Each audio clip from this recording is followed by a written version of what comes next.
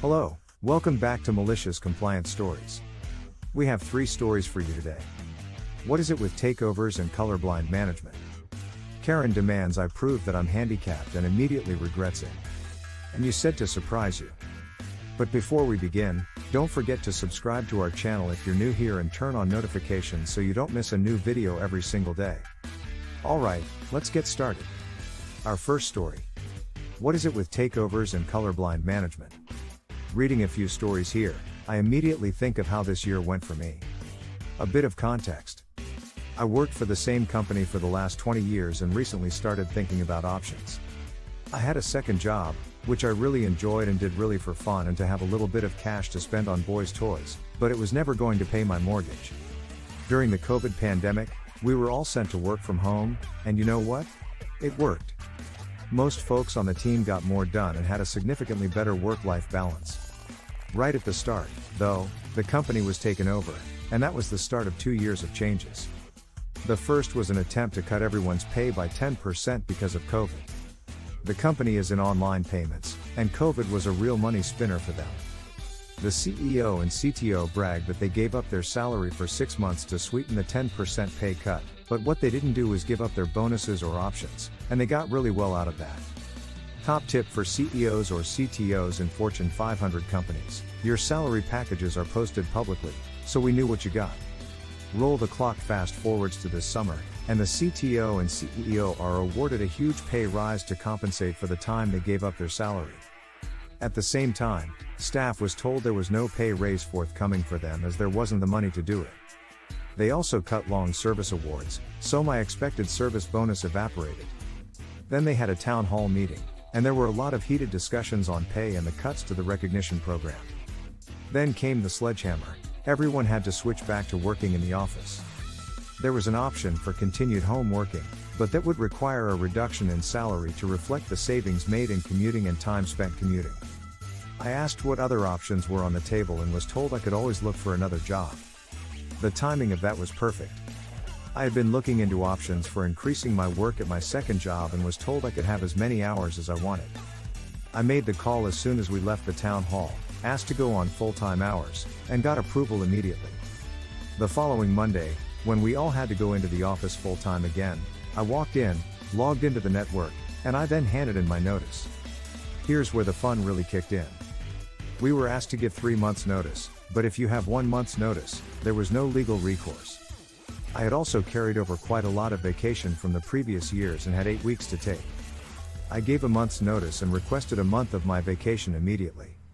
There was a sharp intake of breath and a very shocked face from my manager, and the sudden realization that I was out of the door that day. If you're going to tell someone to just look for another job, don't be surprised when they already have one.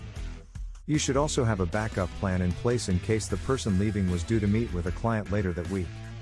Our next story. Karen demands I prove that I'm handicapped and immediately regrets it. For background, I have a genetic disorder called Ehlers-Danlos syndrome, or EDS. Among other things, it causes my joints to be very weak, and so I have several subluxations, partial dislocations, a day.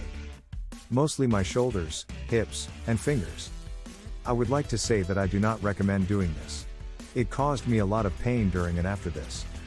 I do not recommend hurting yourself to make a point to anyone, but I was feeling petty and was not in the mood to be talked to in that way. So, I was being a good little patient and going to the store to get my medications. My aunt drove me to the store. I can't drive due to seizures and my EDS.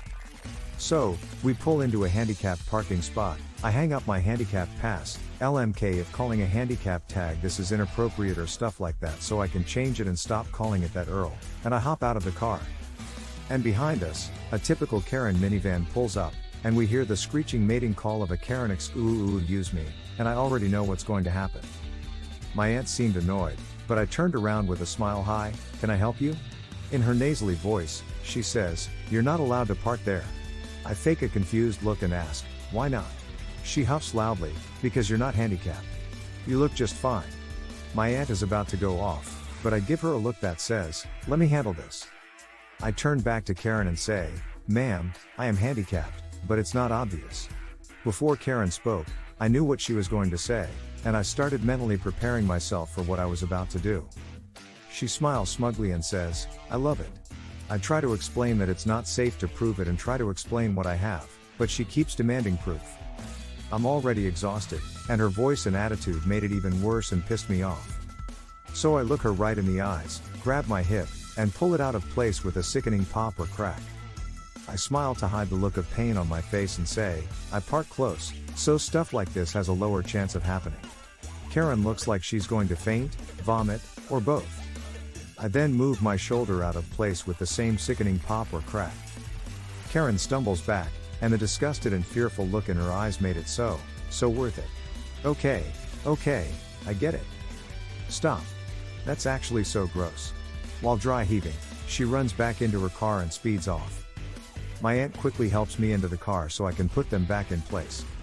My aunt then leaves me in the car and gets my medications, but she also gets me my favorite ice cream. After we get home, she gets me situated in bed while I eat my ice cream. My aunt says she's proud because I put Karen in her place, but to never do that again. 100% worth it, but it also hurt a lot, and again, I do not recommend hurting yourself to make a point. And our last story. You said to surprise you. This one is short and sweet. My wife and I got married on Saturday after 5 years together, 2 of those were spent engaged.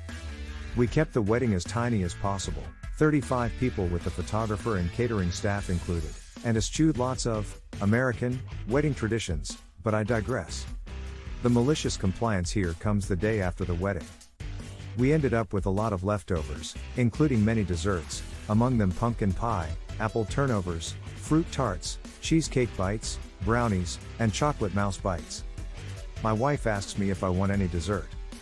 With my giant sweet tooth, I cannot resist saying yes. Wife, okay, what do you want? We've got cheesecake bites, brownies, chocolate mouse. Me, don't care. Surprise me. Wife, okay, but what are you craving? Me, wife, it's dessert. I don't care. Surprise me. Wife, okay.